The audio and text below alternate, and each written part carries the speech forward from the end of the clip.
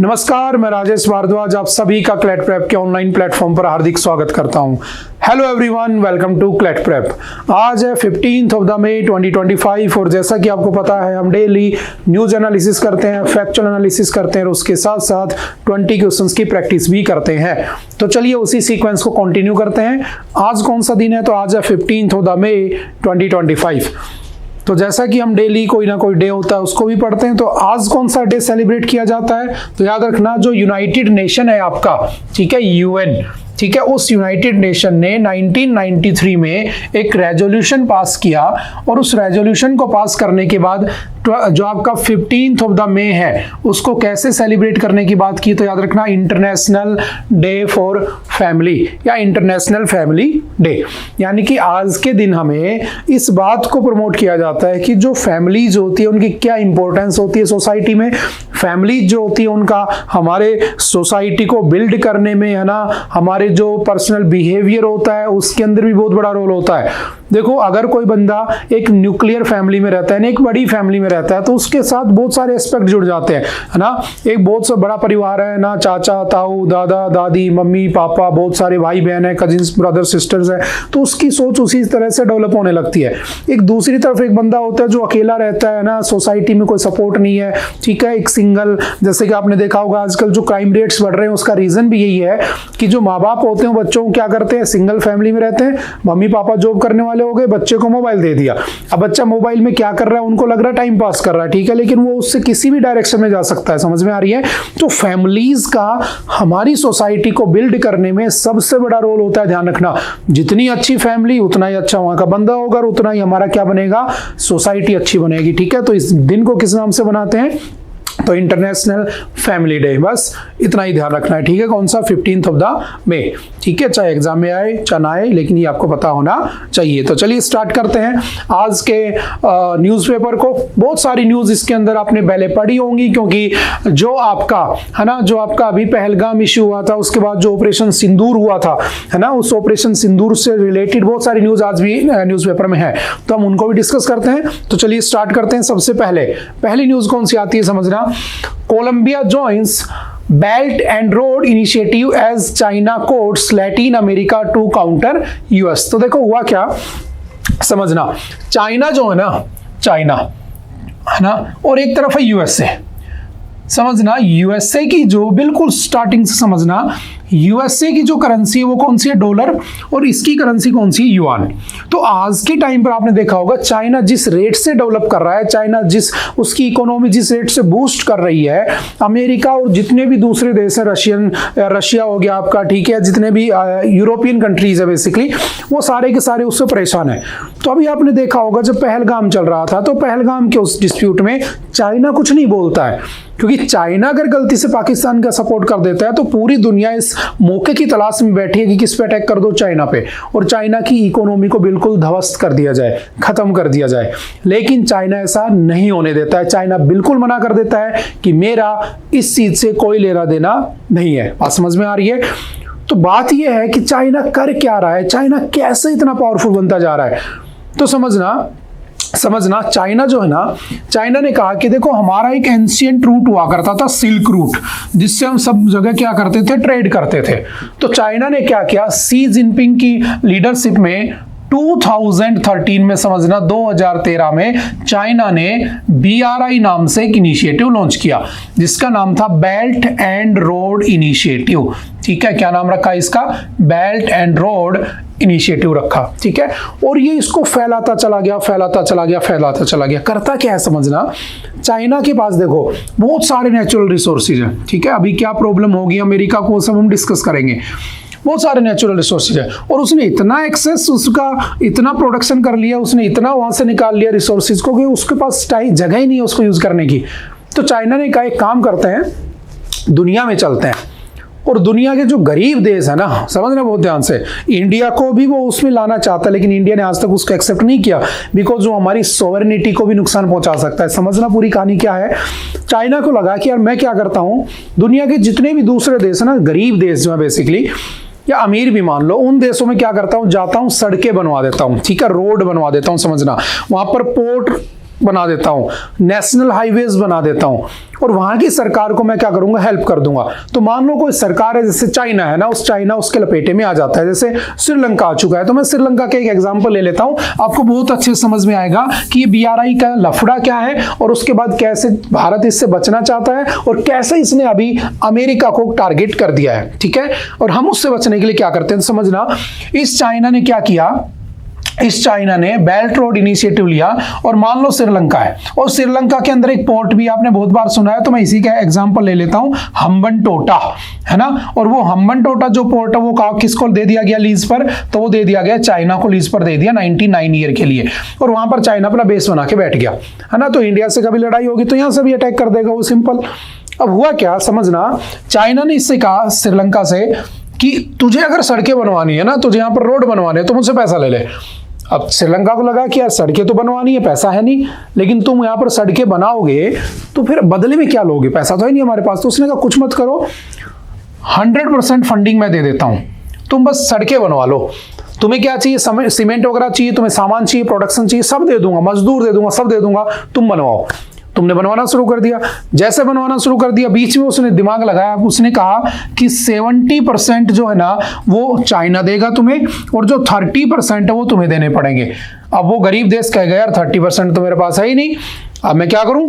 तो उसने कहा ठीक है एक काम करो, 30% नहीं है ना, ठीक है लोन ले लो मुझसे। अब समझना चाइना का दिमाग है ना, बहुत सारे ऐसे दिमाग खेलता है, डेप्ट ट्रैप बनाता है ना, भारत को फंसाना चाहता है। इसने कहा इससे कि भाई एक काम करो, लोन ले लो, 30% का लोन दे दिया, ठीक है काम हो गया, सब कुछ हो गया। अब बाद में उसने कहा कि भाई जब वो बन गया, 4-5 साल चले गए, तो उसने कहा कि भाई वो 30% के लोन का क्या हुआ, वो पैसा तो चुकाओ, उसका इंटरेस्ट भी बढ़ गया होगा। अब वो पहले से गरीब देश बोला कि साहब पैसा तो है नहीं, तो उसने कहा एक काम करो फिर लोन ले लो, और ये जो इंटरेस्ट है ना, इस इंटरेस्ट को चुका दो हमसे लोन लेके, वो बाद में चुकाते रहना। और लोन पे लोन देकर ये क्या करते हैं, बर्बाद कर देते हैं, लूट लेते हैं। बात समझ में आ रही है। बेसिकली यही उसका BRI का कॉन्सेप्ट है मेनली देखा जाए तो। और वो धीरे धीरे इसको फैला रहा है और पूरी दुनिया में डेप्ट ट्रैप उसने फैला रखा है, यानी कि आपका जो कर्जे का जो जाल है ना वो बिछा रखा है उसने भारत को भी कहा है ना, भारत को भी कहा था शी जिनपिंग ने कि मैं तुम्हारे यहाँ सड़कें बना दूंगा, ये बना दूंगा। हमने मना कर दिया, नहीं भाई कल को हम भी कर्जे में फंस जाएंगे तो पता चले हमारे इंडिया में चाइना से बॉर्डर पर अलग से लड़ रहे हैं और अंदर हाईवे पे भी चाइना ही चल रहा है, तो ऐसा नहीं होना चाहिए। तो हमने उसको मना कर दिया। बट चाइना ने पूरी दुनिया में एक नेटवर्क बना रखा है और उसने बहुत सारी जगह पर ये चीजें कर रखी हैं, जैसे समझना। और उससे अमेरिका को क्या प्रॉब्लम है, अमेरिका को प्रॉब्लम ये है कि अभी क्या हुआ, इस BRI को कोलंबिया ने ज्वाइन कर लिया है। और जैसे कोलंबिया ने ज्वाइन कर लिया तो वो कहां तक पहुंच चुका है, तो वो आपके लैटिन अमेरिका तक वो पहुंच चुका है। बात समझ में आ रही है। और जब वो लैटिन अमेरिका तक पहुंच गया तो हुआ क्या, China has surpassed US as the biggest trading partner of Brazil, Peru, Chile and other Latin American nations. इन सारे देशों में सबसे ज्यादा ट्रेड कहां से होता है, चाइना से। कहीं ना कहीं चाइना वहां जाके बैठ रहे। एक तरफ चाइना के ऊपर टैरिफ लगाए जा रहे हैं, ट्रंप ना कंट्रोल किए जा रहे हैं। देखो तुमने पनामा कैनाल पढ़ा होगा ना, पनामा कैनाल का जो डिस्प्यूट था कि वो पनामा कैनाल 1999 में लीज पर दे दी गई थी, किसको, पनामा को। बनाई किसने थी वो, तो आपको याद होना चाहिए, हमने पढ़ा था कुछ दिन पहले है ना, जब ट्रंप साहब प्रेसिडेंट बने थे तो उस समय एक ट्रीटी हुई थी, याद करो, टोरिजोस ट्रीटी। ठीक है, Torrijos treaty that was signed in 1977। और उसके बाद 1999 में क्या किया था, इस पनामा कैनाल को किसको दे दिया था, तो इस पनामा कैनाल को दे दिया गया था पनामा को। लेकिन अभी लगा कि यार अगर चाइना धीरे धीरे ऐसे पहुंच गया और चाइना ने पनामा को कल को कब्जा लिया और फिर बाद में उसने उस कैनाल को बंद कर दिया, तो हम पैसिफिक ओशियन को जो अटलांटिक ओशियन से जोड़ते हैं, जो हम इतना पैसा बचाते हैं, है ना। क्यों बनाई गई थी पनामा कैनाल, इसलिए तो बनी थी कि पैसिफिक से जब अटलांटिक में आना होता था तो पूरा साउथ अमेरिका घूम के आना पड़ता था, साउथ अमेरिका। तो इनको लगा कि बीच में कैनाल बना दी उन्होंने और वो पनामा को दे दी। लेकिन अब इनको डर सताने लगा तो वापस से छीन ली उन्होंने, समझ में आ रही है। तो अभी ये लैटिन अमेरिका की इन कंट्रीज में चाइना पहुंच चुका है और वो अपना BRI वहां पर कर रहा है, बेल्ट रोड इनिशिएटिव, समझना। और उसकी पीछे के क्या इंपैक्ट हो सकते हैं मैं आपको डिस्कस कर चुका हूं। तो सबसे बड़ा खतरा किसके लिए बन गया, वो USA के लिए, अमेरिका के लिए वो खतरा बन चुका है, समझना। Initiated as one belt one road in 2013 seeks to connect Asia with Africa and Europe land and maritime networks. ठीक है, aim improving regional integration, increasing trade and stimulating economic it comprises silk road economic belt बना दिया इन्होंने, maritime silk road बना दिया, ठीक है, major investment इसमें कर दी। और हमने इनको काउंटर करने के लिए क्या किया, तो याद रखना partnership for the global infrastructure and investment, ठीक है, G7 कंट्रीज के साथ मिलकर हमने ये चलाया ताकि उसको काउंटर किया जा सके।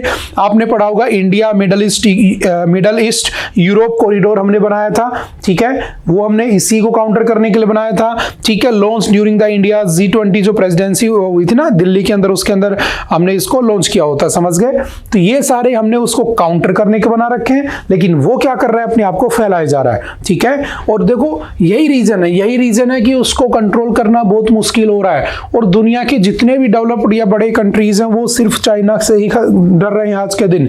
अगर ऐसा ही चलता रहा तो आने वाले 20 नहीं 30 मैक्सिमम साल लगा लो, 30 ईयर के बाद दुनिया में सबसे ज्यादा किसकी करेंसी चलेगी, किसकी, युआन, और चाइना लीड करेगा। लेकिन ऐसा नहीं होने देना चाहते, इसीलिए ये सब कर रहे हैं दूसरे लोग, समझ गए। लेकिन चाइना भी उनको कब्जाने के लिए असर नहीं छोड़ रहा है। जैसे समझना, one belt one road, the silk road economic belt and the 21st century maritime silk road और just the new silk road. इसका चाइनीज नेम क्या है, तो याद रखना यी डाई यी लू, ठीक है, ये इसका चाइनीज नेम है। तो देखो यहाँ से जियांग, ठीक है, यहाँ से कनेक्ट कर दिया इसने, इधर कोलंबो, ठीक है, कोलकाता, ठीक है, यहाँ पर उसने इधर से आपका कुआलालंपुर, जकार्ता, ठीक है, इन जगह पर क्या कर रखा है उसने, बेसिकली सिल्क रोड इनिशिएटिव चला रखा है कि यहाँ से क्या करना है, हमें ट्रेड करना है। और हमने भी इससे बचने के लिए कुछ ना कुछ जो रास्ते हैं वो भी यूज कर रखे हैं, अपना रखे हैं, ठीक है। आपने पढ़ा होगा pearl of strings, diamond necklace, एक बार पढ़ चुके हम पहले, वो सब उसके काउंटर में किया जा रहा है, ठीक है। तो सिंपल सा याद रखना इसको, ठीक है। चलते हैं next. Farmer defence secretary Ajay Kumar is UPSC chairman. समझना, अगर मैं कहता हूं कि मेरी डेमोक्रेसी के 4 पिलर हैं, कि मेरी जो डेमोक्रेसी है वो 4 पिलर्स पे खड़ी है, तो एक उसमें आता है कौन सा, इलेक्शन कमीशन ऑफ इंडिया, एक उसमें आता है कौन सा, CAG controller and auditor general of India. तो याद रखना, एक आपका इलेक्शन कमीशन ऑफ इंडिया जिसका आर्टिकल कौन सा है, आर्टिकल 324, एक आपका controller and auditor general of India जो पैसे का, बजट के पैसे का काउंटिंग एंड ऑडिटिंग करता है, आर्टिकल कौन सा है, 148, एक आपका कौन सा होता है, जुडिशरी यानी कि सुप्रीम कोर्ट, ठीक है, जो आपको बचाए रखता है, आर्टिकल कौन सा है, 124, और एक आपका कौन सा आता है, तो याद रखना यूपीएससी, ठीक है, आर्टिकल कौन सा है, 315। इसका काम है फेयर तरीके से आपके आईएएस ऑफिसर्स को बनाना। याद रखना, सरकार कौन चलाते हैं, तो यही लोग चलाते हैं, है ना। जो मिनिस्टर्स होते हैं वो तो आते जाते रहते हैं, कभी आए कभी चले गए, कभी किसी की सरकार कभी किसी की, लेकिन पीछे तो बैकअप तो पूरा आईएएस इंडियन एडमिनिस्ट्रेशन जो है वही तो चला रहा है, बेसिकली उसको समझ में आ रही है। तो अभी इस यूपीएससी का, और याद रखना ये कॉन्स्टिट्यूशनल बॉडी है, मतलब इसके बारे में कॉन्स्टिट्यूशन में लिखा हुआ है, ठीक है, it is a constitutional body, और इसका जो हेड है वो किसको बना दिया गया, चेयरमैन, तो याद रखना अजय कुमार। और अजय कुमार इससे पहले क्या थे, तो याद रखना ये अगस्त 23 2019 से अक्टूबर 31 2022 तक क्या थे, ये हमारे उसमें डिफेंस सेक्रेटरी भी रह चुके हैं, ठीक है। तो अभी इनको क्या बना दिया, यूपीएससी का चेयरमैन। अब पहला क्वेश्चन आता है कि जो यूपीएससी का चेयरमैन होता है बेसिकली उसका टेन्योर कितना होता है, तो याद रखना उसका टेन्योर या तो 6 साल होता है या 65 ईयर की एज, यानी कि अगर ये 60 साल की एज में बने तो पहले 6 साल पूरे होंगे, या पहले 65 साल पूरे होंगे, तो 65 पूरे हो जाएंगे तो इनका 5 साल हो जाएगा। मान लो ये 50 की एज में बने तो पूरे 6 साल यूज कर लेंगे, यानी कि 56 साल में रिटायर हो जाएंगे, समझ गए। आपसे पूछेगा क्या ये रीअपॉइंट हो सकते हैं, तो याद रखना वो रीअपॉइंटमेंट के लिए एलिजिबल नहीं होते हैं, ठीक है।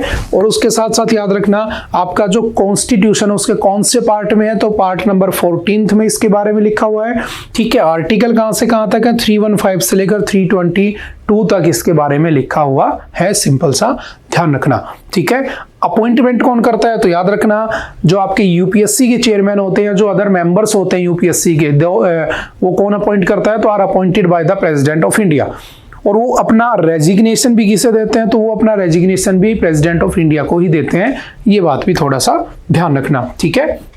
उसके बाद रिमूवल प्रोसेस क्या होती है, तो याद रखना by the president of India, president of India ही उनको रिमूव करते हैं, ठीक है, in the manner and on the grounds of the mentioned in the constitution.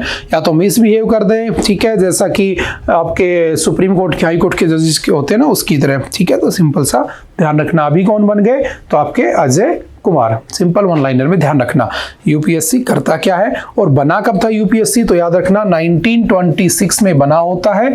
किस कमेटी की रिकमेंडेशन पे बना था, तो याद रखना ली कमीशन। कौन सा था?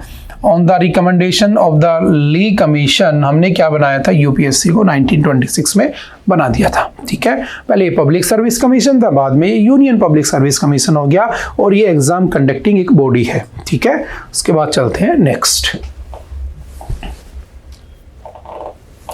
FIR against MP minister over remarks on colonel Sofiya. देखो हुआ क्या, समझना कि आपने देखा होगा अभी हमने ऑपरेशन सिंदूर किया था। ठीक है, बेसिकली उन्होंने धर्म पूछकर TRF जो था द रेजिडेंस फ्रंट, वो जो 2019 में बनी थी, 2019 में उस TRF के लोगों ने हमें जो 2019 में बनी थी जम्मू कश्मीर के पहलगाम में, ठीक है, हम कई बार ये पढ़ भी चुके हैं लेकिन कोई बात नहीं, हम इसको सीक्वेंस में पढ़ लेते हैं।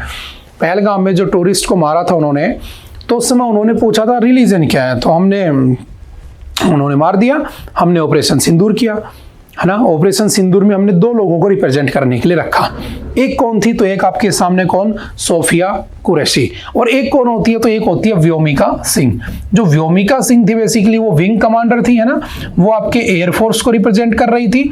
और जो आपकी सोफिया कुरैशी जी हैं वो किसको रिप्रेजेंट कर रही हैं, तो ये आर्मी को रिप्रेजेंट कर रही हैं।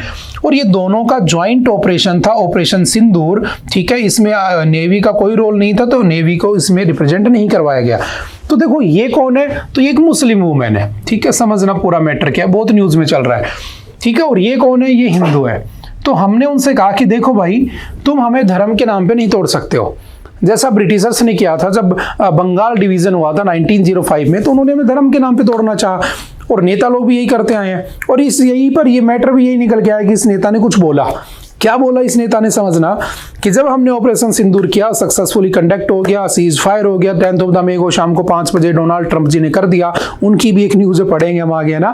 और ये सब हो गया, तो इन्होंने कल अपने भाषण में कह दिया, इन नेता ने, कि जो सोफिया कुरैशी थी बेसिकली, इसने कहा कि हमने उन लोगों को सबक सिखाने के लिए उन्हीं लोगों को वहां भेज दिया।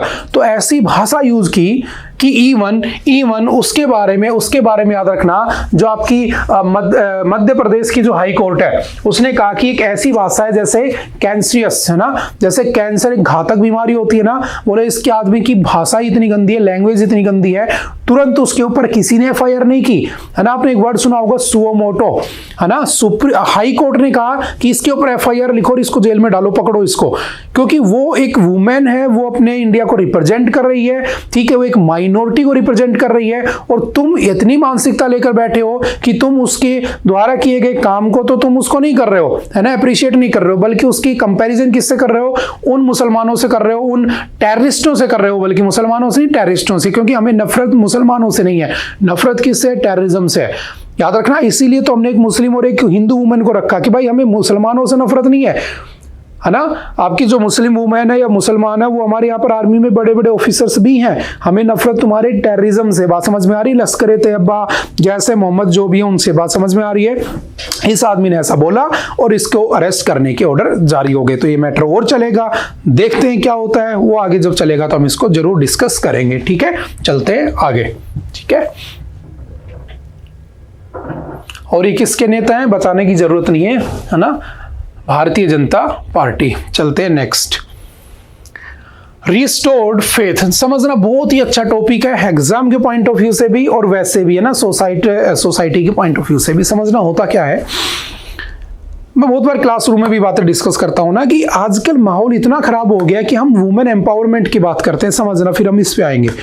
हम वुमेन एम्पावरमेंट की बात करते हैं कि महिला को आगे बढ़ने दिया जाए, लेकिन क्या जो पोस एक्ट आया था, है ना, prevention of the sexual harassment at work place 2013 में जो पोस एक्ट आया था, क्या वो अच्छे से इफेक्टिव है?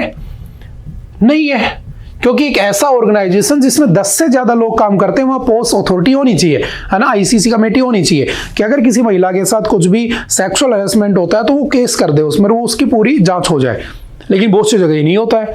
आपने देखा होगा बेटी बचाओ बेटी पढ़ाओ हम लेकर आ गए, लेकिन बहुत सी जगह पर तुमने देखा होगा जब कहीं किसी लड़की को कोचिंग सेंटर जाना होता है, किसी लड़की को कहीं पढ़ने जाना होता है और वो थोड़ा सा लेट हो जाती है, तो वहां पर अगर अंधेरा है, लाइट नहीं है, तो बेचारी डरती है वहां से आने में। तुमने ये भी देखा होगा कि जितने भी स्कूल होते हैं तुम्हारे, ठीक है, कॉलेज होते हैं, वुमेन्स कॉलेज बेसिकली ना, उनके बाहर तुमने देखा होगा बहुत सारे जैसे छुट्टी होती है ना, या जब सुबह सुबह उनकी कॉलेज लग रही होती है, बच्चियों की स्कूल लग रही होती है 12th क्लास में, जो भी है ना वुमेन कॉलेज है ना, वुमेन स्कूल, तो उसके अंदर बाहर देखा होगा तुमने 15 20 30 लड़कों का ग्रुप बैठा होता है। वो होते हैं ना शहर में जिसको छपरी टाइप बोलते हैं, उनकी टकनों तक पैंट होती है अजीब से बाल करके, है ना, और वो जो 6 दिन से नहाए नहीं है, वो लोग वहां बैठे रहते हैं और वो फिर वो क्या करते हैं, हैरेसमेंट करते हैं। और ये रियलिटी है ना। तो क्या पुलिस की जिम्मेदारी नहीं है? यही डिस्कस किया गया इसमें, क्या पुलिस की रिस्पॉन्सिबिलिटी नहीं है कि ऐसी जगहों पर उनको बचाया जाए? क्योंकि एक तरफ तुम कहते हो वुमेन एम्पावरमेंट, एक तरफ वो बेचारी स्कूल जाने से डरती है, एक तरफ वो बेचारी ऑटो में जाने से डरती है। क्यों? क्योंकि तुमने पुलिस सिस्टम इतना अच्छा नहीं लगा रखा वहां पे कि वो सेफ फील करे। तो सबसे पहले उस लड़की को तुम सेफ फील कराओ। अगर मुझे इस बात का डर है कि मैं यहां से सुनसान रास्ते से चला जाऊंगा और यहां मेरे साथ कोई छेड़खानी हो सकती है, तो फिर किसकी रिस्पॉन्सिबिलिटी है? वो सरकार की। बात समझ में आ रही है? लेकिन हालांकि इन चीजों पे ध्यान नहीं दिया जाता है और ये केसेस हमें देखने को मिलते हैं। तो मैटर क्या है समझना, 2024 का मैटर है। कौन सी जगह पे? तो याद रखना आपका पोलाची सेक्सुअल असोल्ट केस था कोयम्बटूर में। हुआ क्या था कि वहां पर एक बच्ची होती है 19 ईयर की, कॉलेज जाने वाली, और वो बच्ची पोलाची पुलिस स्टेशन में केस रजिस्टर करवाती है कि उसके साथ सेक्सुअल हैरेसमेंट हुआ है। ठीक है, केस रजिस्टर हो जाता है पुलिस स्टेशन में। धीरे धीरे जब पता चलता है, जब परतें खुलती है, तो पता चलता है कि वो अकेली लड़की नहीं है, उसके साथ 4 लड़के, 4 जो लोग थे, उन्होंने चलती कार के अंदर हैरेसमेंट किया, है ना। उसके बाद परतें खुलती चली गई और उसके अंदर कम से कम बहुत सारे नेताओं के नाम निकल के आए, नेताओं के बच्चे निकल के आए। और लोग क्या कर रहे थे? ये लोग क्या कर रहे थे? उन लड़कियों को बहला फुसला के उनकी वीडियो बना लेते हैं, बाद में फिर उनको ब्लैकमेल करते हैं और उनको फर्दर एक्सप्लॉइट करते रहते हैं। और ये बहुत जगह पर चल रहा है। इसके लिए अवेयर होना जरूरी है ना, सरकार को भी, लोगों को भी, है ना, सभी को अवेयर होना चाहिए। और वो इतना बड़ा रैकेट चल रहा था कि उसमें इतने सारे लोग पकड़े गए, उसमें माइनर भी बहुत सारे थे। तो आपको पता है माइनर के लिए कौन सा एक्ट आता है? पॉक्सो एक्ट आता है ना, prevention of the children from the sexual offence. ठीक है, और ये कब आया था? 2012 में आता है। ठीक है, 2012 में आता है। तो और ये कैसा एक्ट है? तो याद रखना एक जेंडर न्यूट्रल एक्ट है। ठीक है, इसमें लड़का लड़की दोनों शामिल है जो 18 साल से कम है। तो उस केस के बाद उस पोलाची केस के बाद जो उसमें कन्विक्टेड लोग थे, उन सभी को क्या कर दिया गया? तो याद रखना बहुत फास्ट सुनवाई हुई और सभी को लाइफ इंप्रिजमेंट दे दिया गया। और जब लाइफ इंप्रिजमेंट दिया गया तो ये कह सकता हूं कि ये जो केस था, इस केस ने लोगों के अंदर क्या किया? देखो, यही इसकी हेडलाइन, रिस्टोर्ड फेथ, यानी कि लोगों में विश्वास आया कि हाँ, देखो कई बार क्या होता है, कोई बदतमीजी करता है किसी चौराहे पे खड़े होकर ना, किसी लड़की के साथ, किसी के साथ, तो कोई कुछ कहता नहीं है कि ठीक है ना। लेकिन अगर आप एक बार शिकायत कर दोगे तो उसको ऐसा सबक सिखाया जा सकता है कि आसपास के पूरे मोहल्ले के, पूरे एरिया के जो बदमाश लड़के हैं वो ऐसी हरकत नहीं करेंगे। बात समझ में आ रही है? तो ये उसी के ऊपर बेस्ड है। कौन सा? पोलाची, जो आपका सेक्सुअल हरेसमेंट केस था। और ये सिर्फ एक केस की बात नहीं है, मैं इसको एग्जाम से भी लिंक कर सकता हूं, है ना। कौन कौन से आर्टिकल्स आपको बचाते हैं? ठीक है, पोक्सो एक्ट क्या होता है, पोस एक्ट क्या होता है, विशाखा गाइडलाइंस क्या थी। तो देखो, मुझे तो एग्जाम के पॉइंट ऑफ व्यू से बेसिकली बातें करनी है ना, ये सब चल रहा है। तो विशाखा गाइडलाइंस क्या थी, है ना, मैं उसी की तरफ फोकस रहता हूं। विशाखा गाइडलाइंस ये 1997 में आती है और इसी के बाद आगे चल के हम क्या करते हैं 2013 में कौन सा एक्ट लाते हैं? पोस एक्ट लाते हैं। शायद हमने पहले पढ़ा है कि एक लड़की, एक आंगनवाड़ी में काम करने वाली महिला होती है, ठीक है, भंवरी देवी, यही जयपुर के आसपास की, और वो क्या करती है? चाइल्ड मैरिज को प्रोटेक्ट करने का, चाइल्ड मैरिज को प्रिवेंट करने का काम करती है, बचाती है बच्चियों को। तो वो एक घर में जाती है जहां उसे पता चलता है कि यहाँ पर एक बच्ची की शादी होने वाली है, जो माइनर है ना, अभी वो बच्ची है। वो उसको रोकने की कोशिश करती है, लेकिन उस फैमिली के 5 लोग उसके हस्बैंड के सामने उसका गैंग रेप करते हैं। और उसके बाद वो जो भंवरी देवी थी, वो बहुत जगह पर पुलिस स्टेशन में एफआईआर करती है। इवन बात आपके सेशन कोर्ट में चलेगी, जयपुर सेशन कोर्ट में। तो जयपुर के किसी कोर्ट के एक जज ने कह दिया कि इट इज इम्पॉसिबल, ये पॉसिबल ही नहीं है, बोला, है ना। सोचो क्या चल रहा है, पॉसिबल ही नहीं है कि हायर कास्ट का आदमी लोअर कास्ट की महिला के साथ रेप कर दे। फिर बाद में सुप्रीम कोर्ट पहुंच जाती है, तब जाकर उनको सजा पड़ती है और उसके बाद विशाखा गाइडलाइंस आती हैं। और विशाखा गाइडलाइंस के बाद में क्या होता है? 2013 में आता है कि अगर किसी काम करने वाली महिला के साथ उसके वर्क प्लेस में कोई भी किसी भी तरह का सेक्सुअल हैरेसमेंट होता है तो उसके लिए रिस्पॉन्सिबल कौन रहेगा? तो उसके लिए वो ऑर्गेनाइजेशन रिस्पॉन्सिबल रहेगा। एक एक्ट वगैरह बना दिया गया। समझ में आ रही है? तो ये भंवरी देवी केस के बाद की बातें हैं। तो क्या हमें ऐसी चीजें लाने की जरूरत है? क्या हमें जो ईव टीजिंग की जो मैं बात कर रहा हूं, इसके बचने की जरूरत है? तो उसी के ऊपर ये बातें की गई, समझ गए। तो कौन सा केस था? पोलाची केस। और ये एक केस की बात नहीं कर रहा मैं, आप पढ़ो जरा। लास्ट ईयर का एक केस आया था, प्रज्वल रेवन्ना, आप सभी को याद होगा, है ना, जो आपके एच.डी. देवगौड़ा, जो कभी किसी टाइम पर प्राइम मिनिस्टर रहे थे भारत के, उनका पोता है बेसिकली, है ना, प्रज्वल रेवन्ना। इसके मोबाइल में जब इसके डिवाइस को एक्सेस किया गया, जब इसके ऊपर रेप के चार्जेस लगते हैं, तो इसके मोबाइल से, याद रखना कर्नाटक का बेसिकली, इसके मोबाइल से 100 से भी ज्यादा, है ना, वीडियो क्लिप्स मिलती हैं जिसमें ये लड़कियों का रेप कर रहा है, जबरन रेप कर रहा है और उनको एक्सप्लॉइट कर रहा है ना, उनको असोल्ट कर रहा है। तो सोचो ऐसी मेंटलिटी के लोग भी बेसिकली यहां पर चल रहे हैं, बात समझ में आ रही है। तो कैसे इनको टैकल किया जाए, उसके लिए सिस्टम ऐसा होना चाहिए कि हमें सिस्टम में विश्वास हो, है ना, हमारा फेथ बना रहे, समझ गए। आई होप कि आपको कुछ बातें समझ में आई होंगे। हमें स्कूल लेवल पर, कॉलेज लेवल पर हम बात करते हैं कि जो वुमेन एम्पावरमेंट हो, कैसे होगा एम्पावरमेंट, वहां नेगेटिव इंपैक्ट भी तो पड़ रहा है। कैसे तुम सोच सकते हो कि बच्ची बाहर निकल के पढ़ेगी, क्यों? क्योंकि ये सब भी चल रहा है, समझ गए। तो उन सबको भी ध्यान में रखना है, समझ गए। उसके बाद चलते हैं नेक्स्ट, क्या है विशाखा गाइडलाइंस, क्या है पोस्ट एक्ट, वो हमने पढ़ लिया, ठीक है। उसके बाद चलते हैं नेक्स्ट, ट्रम्पिंग क्लेम्स, डोनाल्ड ट्रंप। देखो करता क्या है ट्रंप साहब, है ना, हुआ क्या, भारत और पाकिस्तान लड़े, हमने ऑपरेशन क्या बोलते हैं उसको, सिंदूर किया। ऑपरेशन सिंदूर के बाद हमने उनके ऊपर मिसाइलें दागी, हमने S-400 का भी यूज किया, हमने अपने आप को बचाया भी, ठीक है। और हमने उनके बहुत सारे एयरबेस को उड़ा भी दिया ना, आपने पढ़ा होगा, मुरडी के बेस और आपके जो भी है, ठीक है, नूर खान बेस, ये सब। अब जब सीज फायर की बात आई तो हमसे पहले, समझना, भारत से पहले, पाकिस्तान से पहले cease fire was announced by Donald Trump. और डोनाल्ड ट्रंप बेसिकली कौन है? अमेरिका के प्रेसिडेंट। तो बात ये निकल के आती है कि जो ट्रंप साहब हैं, ट्रंप जो हैं, वो इंडिया और पाकिस्तान के डिस्प्यूट में क्यों बीच में घुसने की कोशिश कर रहे हैं, ठीक है। यानी कि ये जो पीओके वाला रीजन है, पाकिस्तान ऑक्यूपाइड कश्मीर, या मैं कह सकता हूं कि जो कश्मीर वैली है हमारी, कश्मीर की जो वादियां हैं, उसमें जो टीआरएफ नाम का टेररिस्ट ग्रुप है, या मान लो वहां पर लश्कर-ए-तैयबा है ना, या जैसे मोहम्मद है बेसिकली पाकिस्तान में, लेकिन यहाँ पर टीआरएफ चल रहा है जो इनके द्वारा बैक्ड है, तो 2019 में बना था। तो इनके बीच में अमेरिका को आने की क्या जरूरत है, बस ये डिस्कस किया गया। समझना, जब 1971 में हमारी पाकिस्तान से लड़ाई हुई थी, तब अमेरिका ने कहा था कि मैं आके सुलझा देता हूं। तो उस समय प्राइम मिनिस्टर थी इंदिरा गांधी जी, उन्होंने कहा तुम्हारी कोई जरूरत नहीं है, दिस इज आवर बिजनेस, है ना, it is none of your business, तुम्हारा कोई काम नहीं है, हमारा काम है, हम देख लेंगे। तो उन्होंने कहा ठीक है, उन्होंने देखा और उनको लगा कि ज़्यादा ही हो रहा, तो उन्होंने दो टुकड़े कर दिए, पाकिस्तान को एक अलग ही सेपरेट करके ईस्ट पाकिस्तान को क्या क्रिएट कर दिया, 16 दिसंबर 1971 को क्या क्रिएट कर दिया, बांग्लादेश एक नया देश ही बना दिया। लेकिन हमने उनके इंटरफेरेंस को एक्सेप्ट नहीं किया कि हमारा मुद्दा है, हम ही लड़ेंगे। अगर ये इंटरनेशनल मुद्दा बन गया ना, तो प्रॉब्लम क्या है समझना, जो इसमें डिस्कस की गई है, प्रॉब्लम ये हो जाएगी कि सारे के सारे बड़े देश कूद जाएंगे उसमें, चाइना भी कूद जाएगा, कहेगा मैं भी आऊंगा, मैं पाकिस्तान की तरफ से आऊंगा, वो कहेगा मैं भारत की तरफ से आऊंगा, और ये एक ऐसा डिस्प्यूट बन जाएगा जो कभी रिजोल्व ही नहीं होगा। हम दो ही इसको सोल्व कर सकते हैं, चाहे मैं इसको कब्जा के सोल्व करूं, चाहे मैं इसको शांति से सोल्व करूं, लेकिन कोई तीसरा बीच में नहीं आना चाहिए। तो ये बात हो गई, जब दो बिल्लियां आपस में लड़ती हैं तो फायदा कौन उठाता है, एक बंदर उठाता है। तो बेसिकली बंदर के रूप में कौन आना चाह रहा है, डोनाल्ड ट्रंप आना चाह रहे हैं। बिल्कुल ईजी लैंग्वेज में अगर मैं समझाना चाहूं तो समझ में आ रही बात। तो क्या उनका आना जरूरी है, मैं इसलिए कह रहा हूं, समझना ना, हमने कहा ना उन्होंने कहा सीज फायर, उसने कह दिया।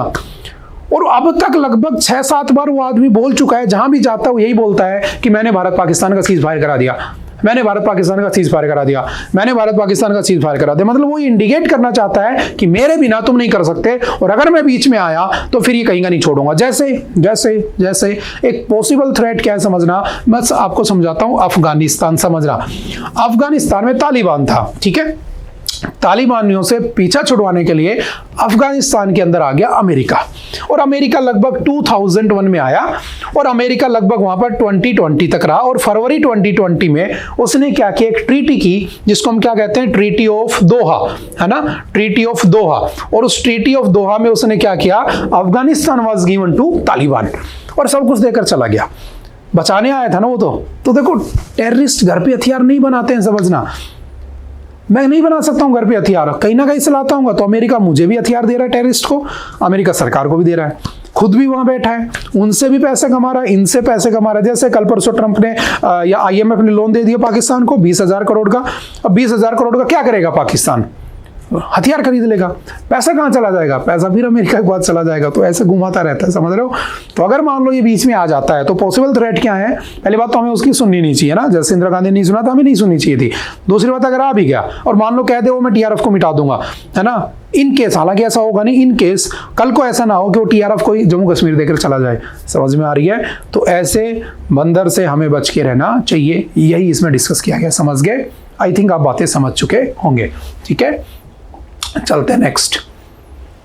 Operation Sindoor, A reshaping of the confrontation. देखो है क्या समझना, आपने पढ़ा था कि अभी ऑपरेशन सिंदूर हुआ था ना, उसके अंदर भारत पाकिस्तान के बीच में हमने उसको लॉन्च किया था, हमने अनमैन्ड व्हीकल्स यूज किए थे, है ना, हम कई बार पढ़ चुके हैं। आई थिंक आप लोगों की क्लासेस भी हो चुकी होंगी, है ना, पहलगाम इशू के ऊपर, ठीक है।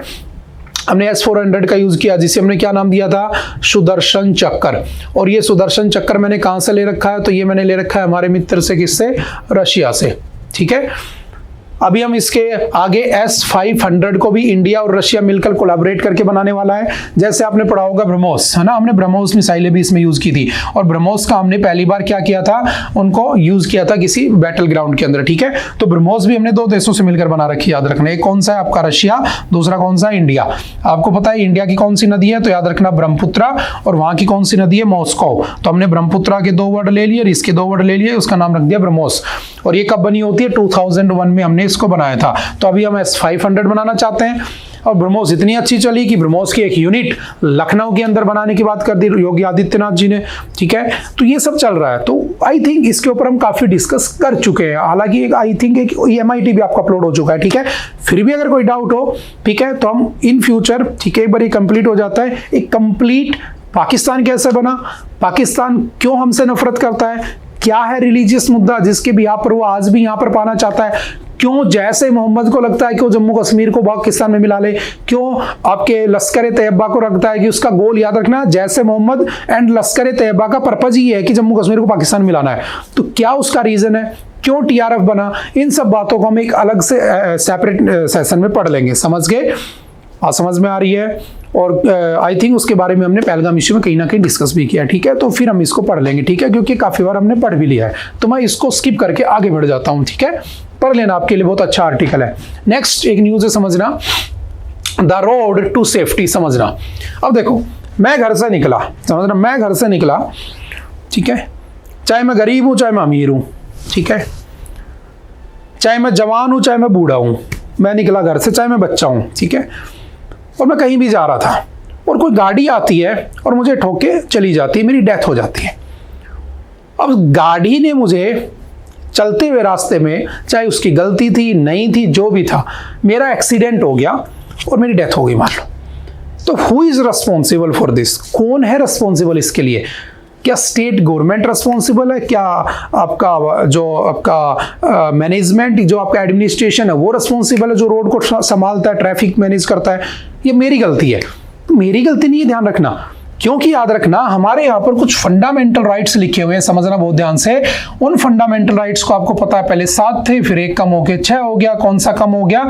राइट टू प्रॉपर्टी, है ना, उसको तुमने क्या बना दिया? लीगल राइट बना दिया, ठीक है। तो इसी में एक आर्टिकल आता है, आई थिंक आपको याद होगा 21, जो कहता है राइट टू लिव, यानी कि मुझे जीने की आजादी है, राइट टू लाइफ है। और मुझे कैसे जीने की आजादी है? तो याद रखना विद डिग्निटी तो है ही है, मुझे डिग्निटी से तो जीने का राइट है ही है, प्लस मेरे को क्या है, एक अच्छे एनवायरनमेंट में, इन ए गुड एनवायरनमेंट मुझे जीने का राइट है। मेरे को अच्छा खाना मिले, अच्छी हवा मिले, और अच्छा पीने को मुझे क्या मिले? पानी मिले, ये मेरा राइट है। और इसी में याद रखना 21 में इंक्लूड होता है कि right to safe road travel is under article 21। Article 21 में लिखा हुआ है कि ये मेरा फंडामेंटल राइट है कि जब मैं ट्रैवल करूं तो मैं सेफ रहूं, और उसकी जिम्मेदारी किसकी है? उसको सेफ्टी प्रोवाइड कराने की सरकार की जिम्मेदारी है।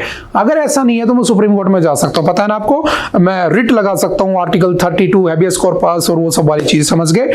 तो किस में इंक्लूडेड है? आर्टिकल 21। लेकिन आप इसके दूसरे पहलू को समझो। यहां पर 2022 की अगर मैं डाटा की बात करूं तो लगभग पूरे साल भर में 1.68 लाख डेथ होती हैं पूरे साल भर में। 1 लाख पे लगभग 12.2 डेथ होती है भारत में, लेकिन अगर मैं इसको जापान से, अगर मैं इसको यूके से कंपेयर करता हूं तो वहां पर 2.57 एंड 2.61 ही है। तो सोचो रोड एक्सीडेंट में कितनी डेथ हो रही है और उसको कैसे प्रिवेंट किया जा सकता है, वही सब इसमें डिस्कस किया हुआ है। बात समझ में आ रही है?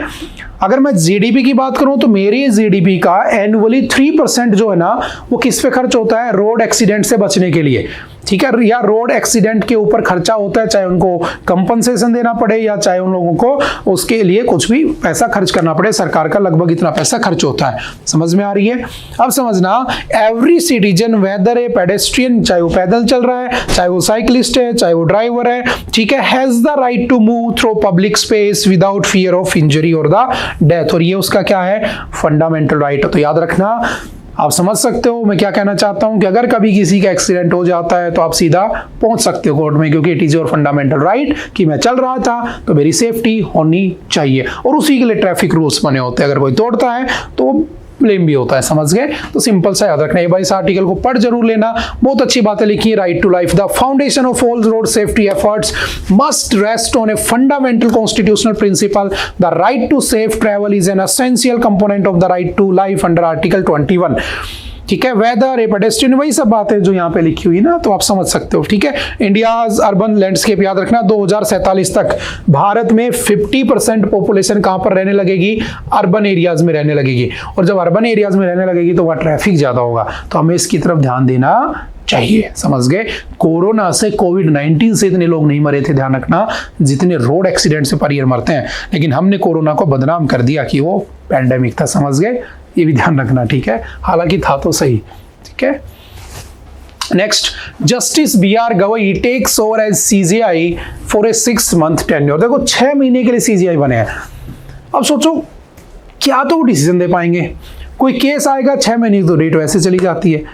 तो पहला क्वेश्चन ये लिखा गया है इसमें कि क्या 6 मंथ का कोई टेन्योर होना चाहिए क्या? तो आप कहोगे नहीं सर ऐसा तो नहीं होना चाहिए, लेकिन मजबूरी है क्योंकि उनको 65 ईयर एज की उनकी एज होती है, मैक्सिमम टेन्योर होता है। तो समझना थोड़ा सा, मेरे यहाँ पर जो सुप्रीम कोर्ट है ना, सुप्रीम कोर्ट ऑफ इंडिया, इस सुप्रीम कोर्ट ऑफ इंडिया में जो टोटल स्ट्रेंथ है जजेस की आज के दिन, वो कितनी है? 34, 1 + 33। एक कौन होते हैं? CJI। तो अभी कौन है? जस्टिस संजीव खन्ना, वो अब रिटायर हो गए, तो अभी कौन आ गए? तो BR गवई आ गए। और याद रखना BR गवई जो आपके वो क्या है? सेकंड दलित, यानी कि सेकंड दलित क्या बने हैं तुम्हारे?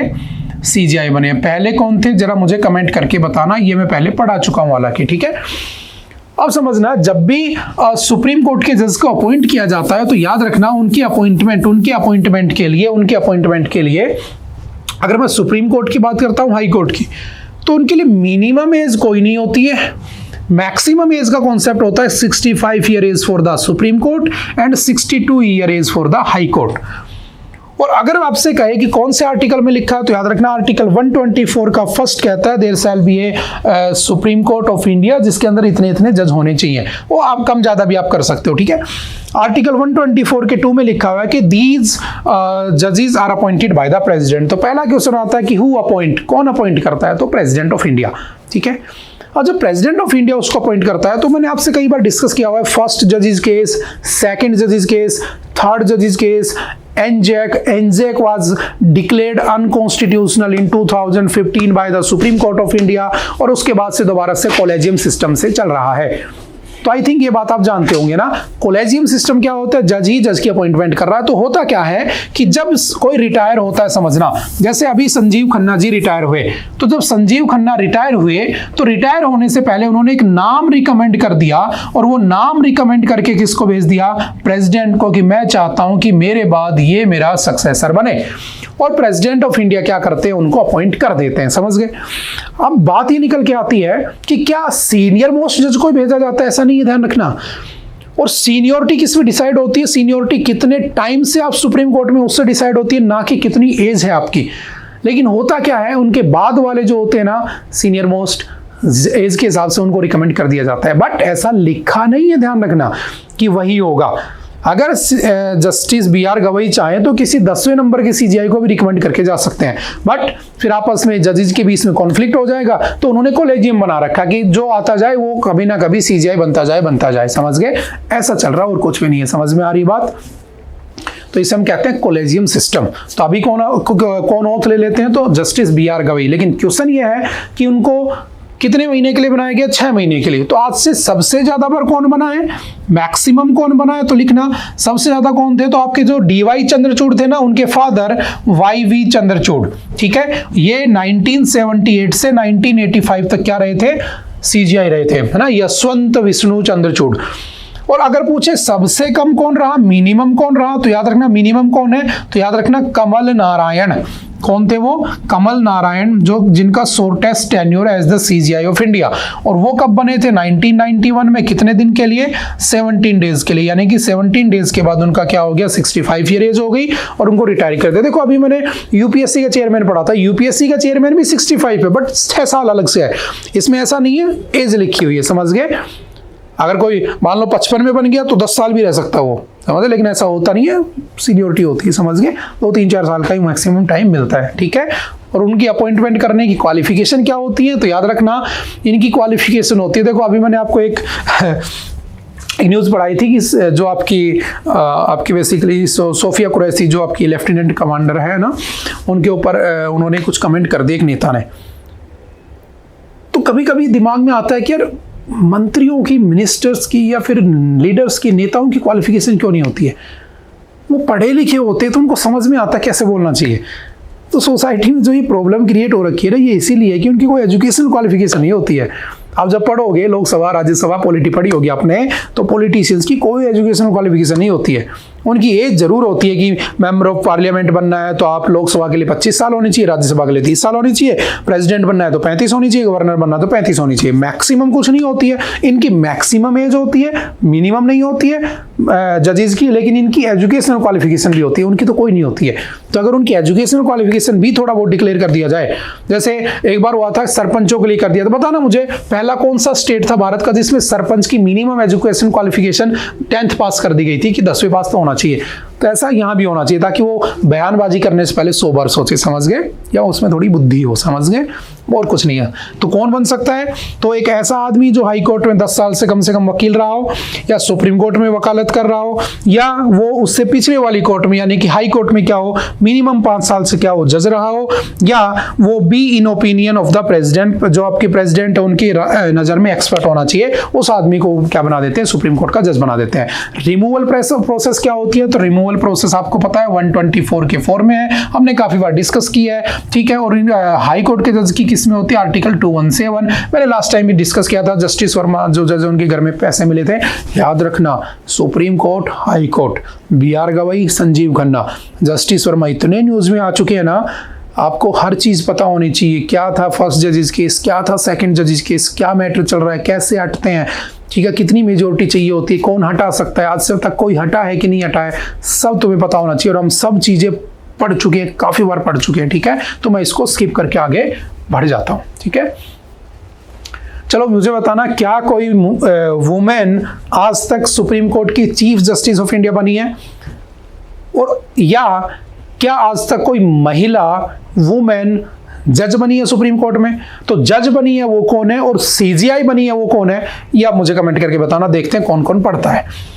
नेक्स्ट, सेंटर ने कहा कि जब पाकिस्तान से लड़ाई हो रही थी तो हमारे जो यहाँ पे इंडिया में बने हुए जो इंडोजीनियस जो प्रोडक्ट थे वो ज्यादा बेहतर साबित हुए। तो किसकी बात कर रहे हैं? आकाश की, है ना, आकाश तीर। ठीक है, इसके लिए मैंने आपसे कहा था अगर आपने डीआरडीओ पढ़ा होगा तो आपको सब बातें समझ में आ गई होंगी, तो जस्ट इसको रीड कर लेना। ठीक है, हमने ऑपरेशन सिंदूर लॉन्च किया था, हमने S-400 यूज की थी, हमने उसके अंदर ब्रह्मोस मिसाइल यूज की थी, हमने रफाल जेट यूज किया था, उसके अंदर हमने हैमर मिसाइल भी यूज की थी, उसी के साथ हमने काजीकॉम ड्रोन्स भी यूज किए थे, और उसी के साथ हमने आकाश तीर का भी यूज किया था, जो कि हमारा होम ग्रोन यानी कि इंडिया में बना हुआ क्या है, एक डिफेंस सिस्टम है। तो याद रखना हमारे पास 2 होते हैं, हम डिस्कस कर चुके हैं काफी बार। एक क्या है? आकाश, और दूसरा कौन सा है? त्रिशूल। त्रिशूल की रेंज कितनी है? लगभग 9 किलोमीटर शॉर्ट रेंज है। आकाश की भी लगभग 25 किलोमीटर शॉर्ट रेंज है। ठीक है, तो हमें उनको भी डेवलप करने की नीड है बस। ठीक है, तो ये सिंपल सा याद रखना। चलते हैं नेक्स्ट।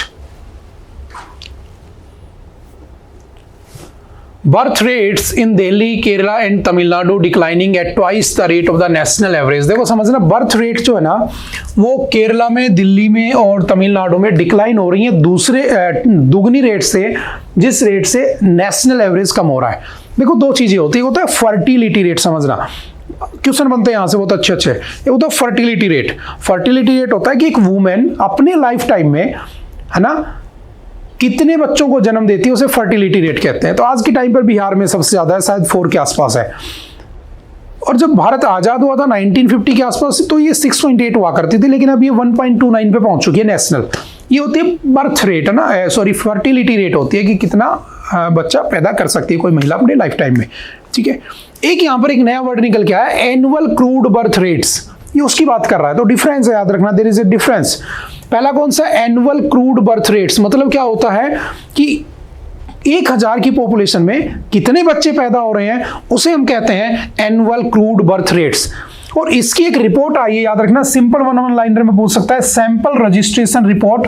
और जो आपके सैंपल रजिस्ट्रेशन रिपोर्ट आई है उसमें बताया गया कि 2021 तक total fertility rate, gross reproduction rate, ये जो थी ना, ये आपकी यूपी में ज्यादा थी, बिहार में ज्यादा थी, राजस्थान में ज्यादा थी, एमपी में ज्यादा थी। और 2019 से अगर कंपेयर किया जाए तो हमारे यहाँ पर 19.3 क्या थी आपकी, बेसिकली आपकी ग्रोस रिप्रोडक्शन रेट थी, जो अब धीरे धीरे कम होती जा रही है। कितनी, तो लगभग 1.12% एवरी ईयर कम हो रही है 2016 से 2021 के बीच में। अगर पूछे सबसे स्लोएस्ट डिक्लाइन रेट कौन से हैं, तो राजस्थान में 0.48% से डिक्लाइन हो रहा है, बिहार में 0.86 से, छत्तीसगढ़ में 0.98 से डिक्लाइन हो रहा है। किसकी डिक्लाइन कर रहा है, बर्थ रेट्स इन डिक्लाइन। तो देखो, crude birth rates for Tamil Nadu, Delhi and Kerala are declining at the about twice the rate of the national average.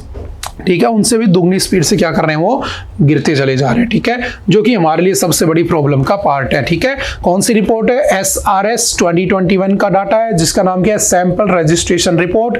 ठीक है, उसको थोड़ा सा पढ़ लेना है। ठीक है, सबसे ज्यादा अच्छे स्टेट कौन से हैं, तो जिनमें बढ़ रही है ये, तो याद रखना बिहार, उत्तर प्रदेश, राजस्थान, मध्य प्रदेश। तो देखो मेरे सामने सबसे बड़ी प्रॉब्लम ये है कि ज्यादा जनसंख्या का होना भी प्रॉब्लम है, आगे चल के ऐसा हो जाए कि फर्टिलिटी रेट ही 0 हो जाए, तो मैं साउथ कोरिया ना बन जाऊं, बच्चे ही ना पैदा हों, तो भी दिक्कत है, कोई दूसरा देश कैप्चर कर लेगा।